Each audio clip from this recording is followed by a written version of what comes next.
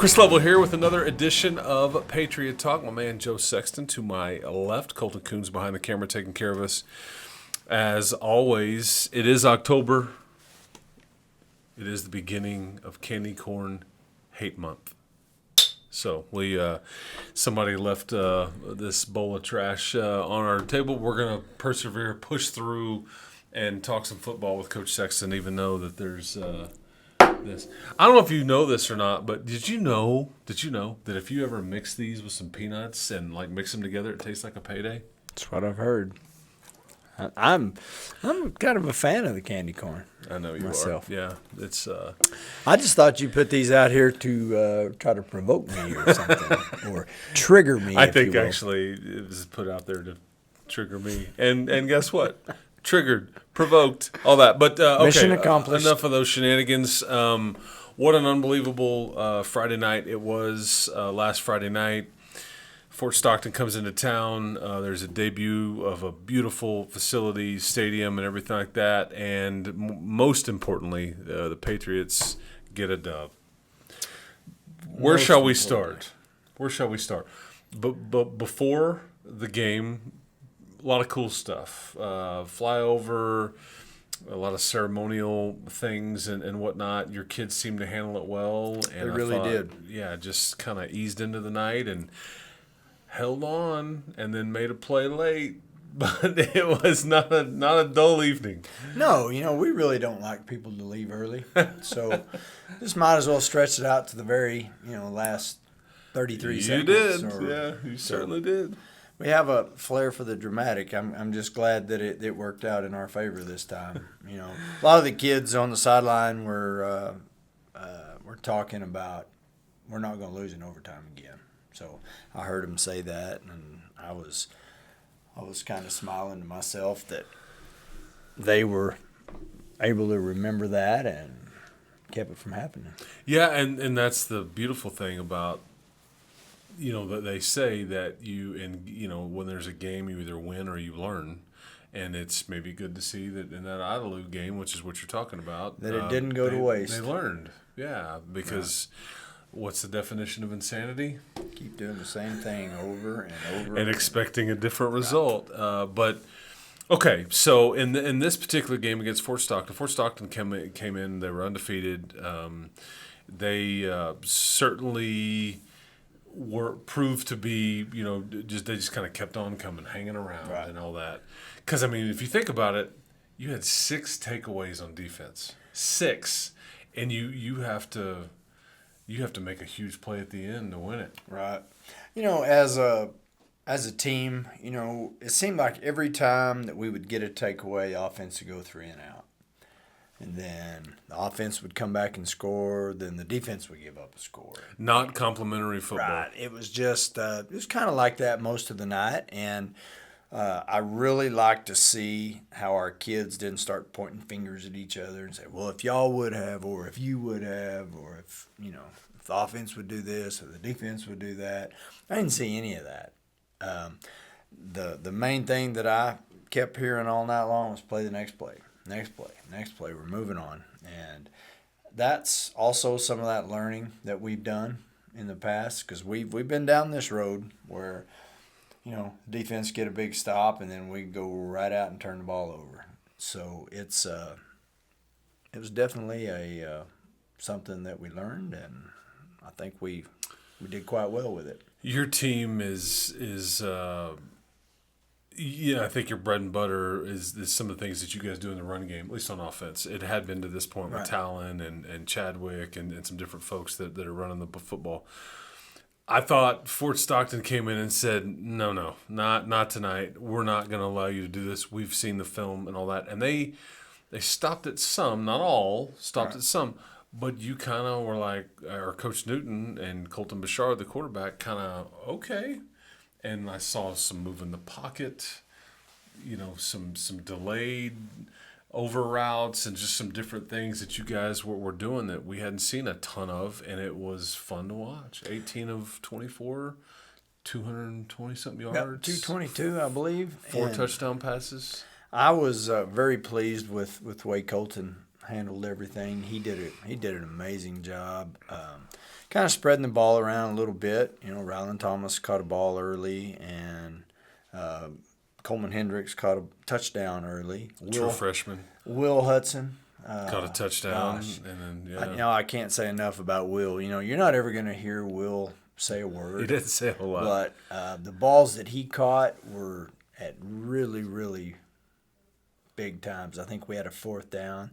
It was he catches one out in the flat, and kid comes up, and Will makes a move on him and gets first down, and that was on fourth down. So that was a huge completion. And then I think there's going to be a trivia question probably in 20 years when all these guys start coming back to games. Who's the very first touchdown scored at Patriot Stadium? Will Hudson. Yeah, well, it was Will Hudson. That's right. And he wouldn't say a word about it. He just smiled and went on his way. Yeah, and then I just thought some of the throws that Colton made and being patient, right, and not panicking and delivering them on time, and even though the pockets get moved, I just thought it was a lot of fun to watch, and I think Fort Stockton had a hard time stopping it. Right. Yeah. I was very pleased with the way we threw the football, and we're always going to try to run the ball, but sometimes people are going to try to take away what you do, and you better be able to go to plan B, and not really plan or B C, for us, or C or D. Yeah. But they were throwing and catching pretty good the other night. Yeah. And I've said this, but I felt like your quarterback really, Colton. I thought he took just a big step with what he, maybe some confidence and what he was able to do and all that. Defensively, we mentioned the 6 takeaways. I think Brody Box had one. Luke Livingston had a couple of them. There was a fumble on the very last play of or theoretically the last play that kind of ended it. Then you were able to run the best formation in all of football, victory formation. That's the one we look for. If your defense causes 6 turnovers, you would think that it's going to be a pretty easy game to win, but you have a flair for the dramatic. We do. We definitely do. So I was thrilled with the way the defense played also. It seemed like they always would kind of rise up. Their last drive when they scored, the quarterback from Fort Stockton, who was a heck of an athlete, and he just kind of took over that drive and said, all right, I'm gonna punch this one in myself. And he did. And then we responded, and that's what we were looking for. And that's what you ultimately are looking for from QBs, man, when they just say, okay, enough of this, let you follow my lead and all those things. But the play with Colton and Ash Gonzalez with, I don't know, a minute and a half left. Yeah, just kind of waiting back there, and then you just see Nash running across the field and Colton deliver a strike and, kind of, yeah. And I really don't think there was many people around Nash. I think his defender stumbled and fell down, and you know how hard those footballs are to catch when you're wide open, nobody around you. Yeah. But he did a great job of getting in the end zone, and I heard everybody behind me go nuts, so I like hearing that. Yeah, and it was an unbelievable atmosphere too. Yeah, that needs to be. Our student section was great, and our band was cranking, and so we were. Everybody's having a good time. That's the way it's supposed to be. Yeah. That's what Friday night football is supposed to be like. Yeah, home games are supposed to be fun and all that. Okay, so you will continue your little tour here of this other district that you've been facing. Midland Greenwood comes in 4-1. The Rangers, they were 3-8 last year. Coach Brian Hill been there for a bit. They've got wins at Childress, at Andrews versus Shallowater versus Pecos. They lost a close game at home versus Sweetwater, but you get your hands full Friday night. Oh yes, they're going to be probably about like all the rest of the teams that we faced. They're going to be bigger than us for the most part. Their running backs are good. They've got a great quarterback. They have a really fast receiver. There's going to be lots of challenges for us. On defense, they're very multiple. They like to give you a different look. There'll be an odd front and an even front, and so we're gonna have a lot of challenges with these guys. When you look at them, they look a lot like us, kind of a bunch of tall, long, lanky kids, but they're extremely talented for sure. As I looked it up, they had 15 starters coming back. Yeah, I think the quarterback you're talking about, Lincoln Madrid, he's got almost 1,000 yards passing and 10 touchdown passes.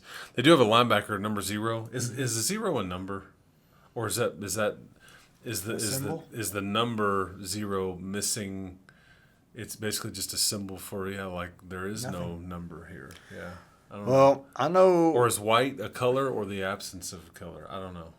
No, you're getting way too deep. Okay, sorry. Is water wet? I don't know. But Landon Butts is his name. 0. We're going to call it number 0.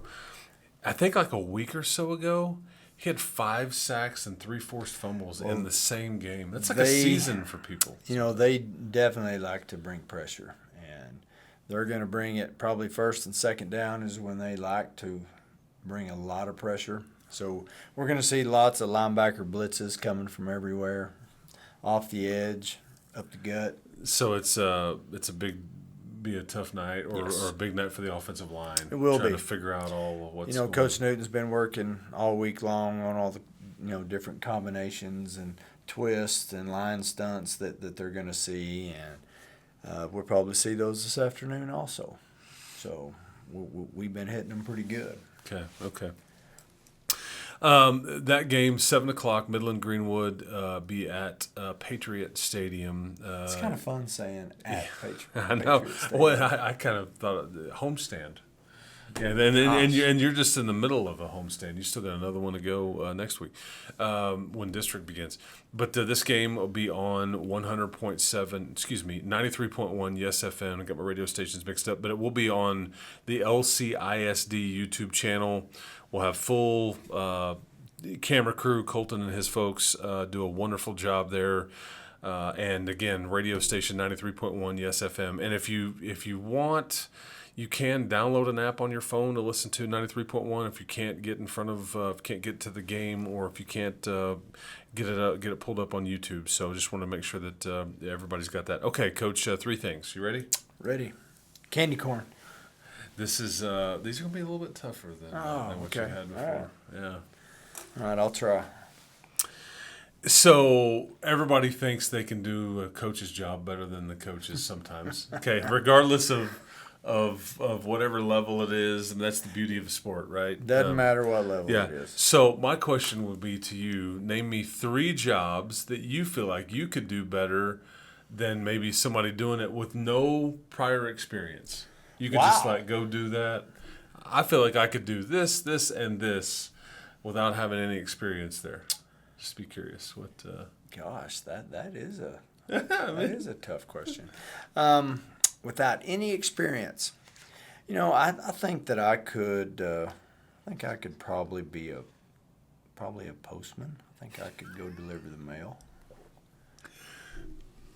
Okay. I watch a lot of Seinfeld. Newman, and he stashes it in the storage unit. Yeah. I think I could. I think I could probably do that. The address goes here. This is where it goes. Would you do it in the snow and the rain? Oh, yeah. And everything? Okay. Yeah. So all right, that's a positive. I think probably one of the easiest jobs to do is just get on the radio and talk about sports.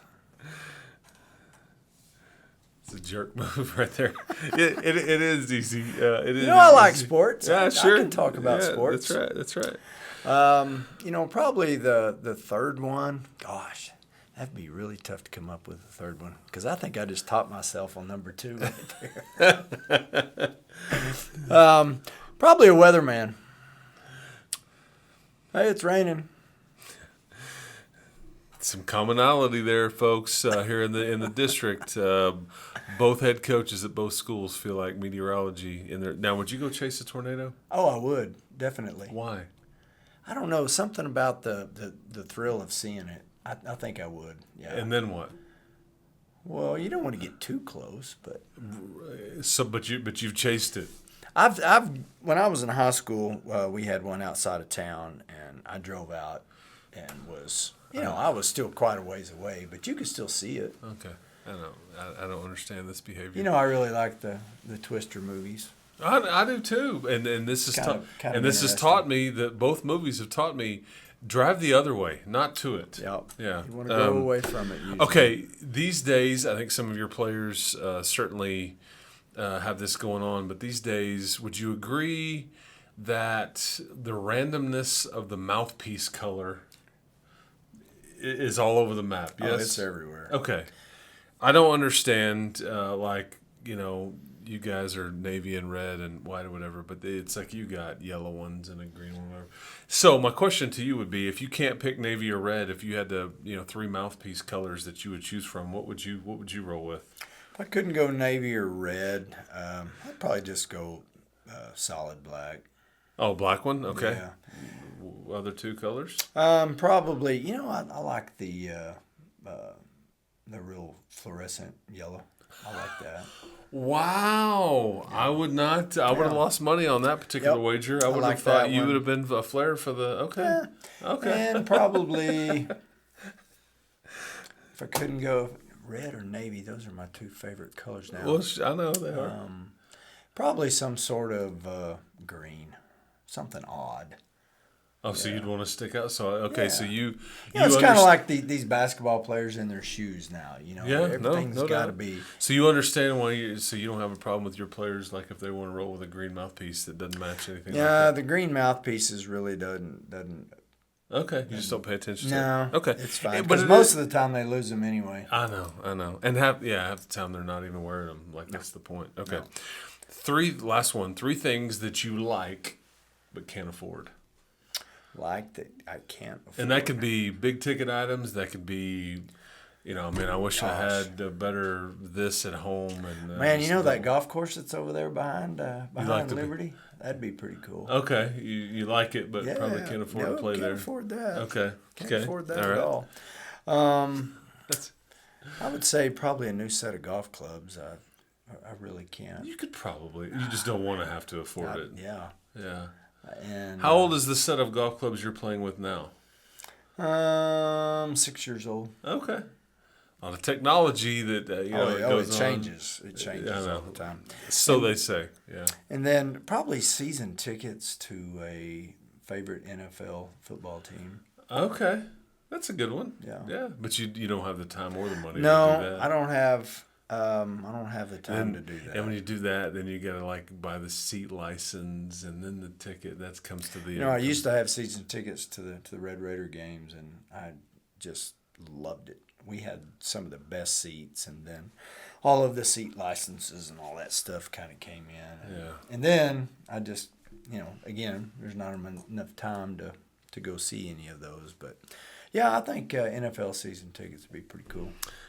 Yeah, well done, man. I felt like you did good, except for the one job about talking on the radio. Boy, any hack can do that. There is no doubt. Okay, well, again, reminder: 7:00, Patriot Stadium, Friday night, Midland Greenwood versus Coach Sexton's Patriots. 93.1 Yes FM, full coverage on the LCISD YouTube channel. We will come back next week, talk about the beginning of district play. Yeah, how about that? They're all about to start counting just a little bit more. That's exactly right. That's exactly right. Okay, so we'll wrap this one up for Colton Coons, for Joe Sexton. This is Chris Lovell. This has been another edition of Patriot Talk.